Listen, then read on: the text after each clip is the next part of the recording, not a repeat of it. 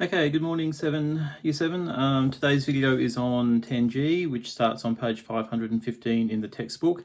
And the topic of 10G is how to work out the area of a triangle. Okay, so this is a really important one. Okay, it's got its own formula, and so we need to make sure that we know this really well because you use this throughout the rest of high school. It's really important. Now we've had some formulas already. Now when we were doing circles, we found out what is the formula for working out the circumference of a circle, okay? 2 pi r or pi d. We've looked at the formula for working out what is the area of a rectangle or a square, but mainly a rectangle. And that is area equals length times breadth. So it's one side times the other side. So here's the next formula we're going to be discussing, which is about triangles. Okay, so I've drawn a little picture here. It's basically the same as the picture which is at the top of page 515 in the textbook. Now the formula, to work out what the formula is, we just need to work out what we call the base and what we call the height in a triangle. Okay, so the formula that we're going to be looking at is area equals half times base times height. Okay, but first of all, what is the base and what is the height? Okay. The base can be any of the sides of the triangle, okay? Now, when you see the picture of the triangle that you have to work out the answer for, it could be easiest just to use the bottom side, all right? Or the one which is maybe the longest or something, okay? But we can really use any of them, okay? So base, and then height. The height is the length of a line that goes from the base, a straight line that goes from the base to the opposite corner, okay, and that's called the height. Okay, so if we do what is the length of the base multiplied by the height multiplied by a half, that gives us the area of a triangle. And the reason for this basically is that any triangle can be considered to be half of some rectangle.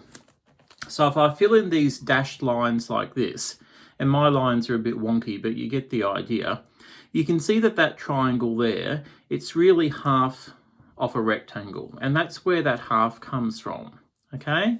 And then this base times this height, well, that's just the same as doing length and breadth in a rectangle. So that's where the formula comes from, okay? So I'll show you an example of one of those now. I'll start off with a nice easy one. What is the area of this triangle, okay? And the base is given to be 4 centimeters and the height is given to be 3 centimeters. Well, the formula is area equals half times base times height, okay? And in this example, well, that's half times 4 times 3. Okay, now you can do something like this in your head, even though you can do it in a calculator as well. Okay, so you can do half times 4. Okay, well, half of 4 is 2. And then 2 times 3, that's 6. So it's 6 centimeters squared. And remember, it's squared because we're doing an area, not a length.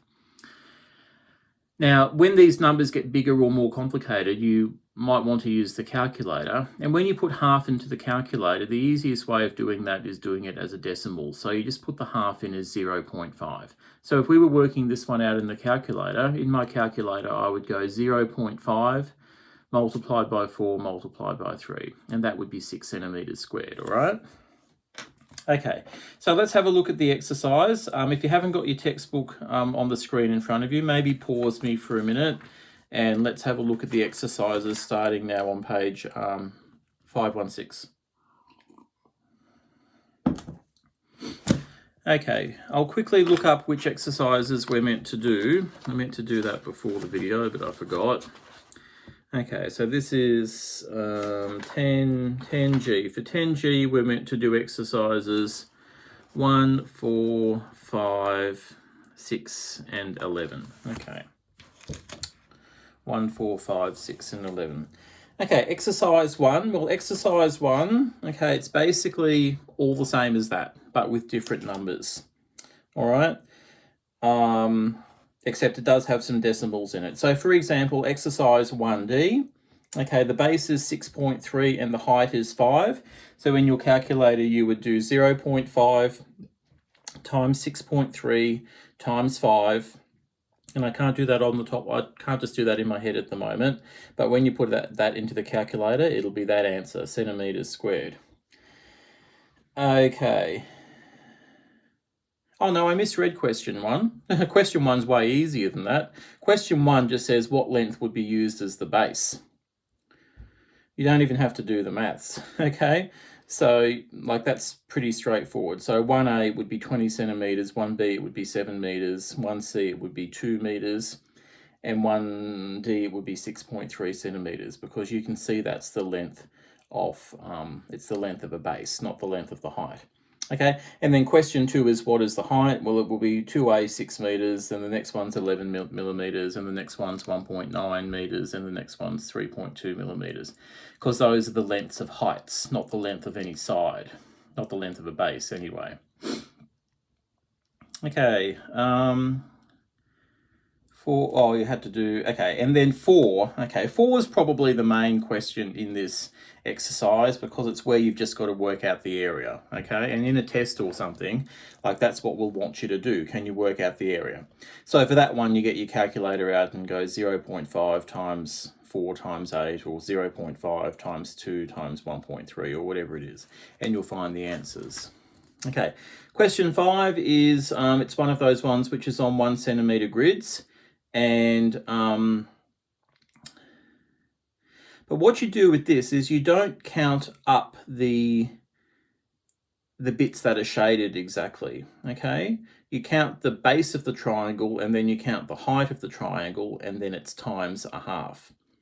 So for D, for example, you don't try and, for 5D, this is on page 518, you don't try and count up all the fractions of a square. You just look at it and you go, well, it's 2 high and it's the base is 3, so it's half times 2 times 3, so it's 3 centimeters squared. Okay, 6 is a word question, but it's just half times base times height. Okay, and then 11 is another word question. It's probably a bit harder. Yeah, okay. That's more of an extension question, I suppose. If you want to have a go at question 11 there, I'll let you do that. And you should be able to work it out, but if you can't, let me know and I'll go through it. All right, and that's all you have to do. So the questions you have to do are 1, 4, 5, 6, and 11 in exercise 10. What are we doing? 10G, area of triangles. So can you try and keep up with that? I prefer it if you do the previous exercises first, however. Okay, and then after that, there's only two exercises left in this chapter, which is area of parallelograms and area of composite shapes. I'll do videos on those. What's today? Thursday. I'll do one of those videos tomorrow and one of those videos early next week, probably, or maybe 2 videos early next week. Okay, see you later. Bye.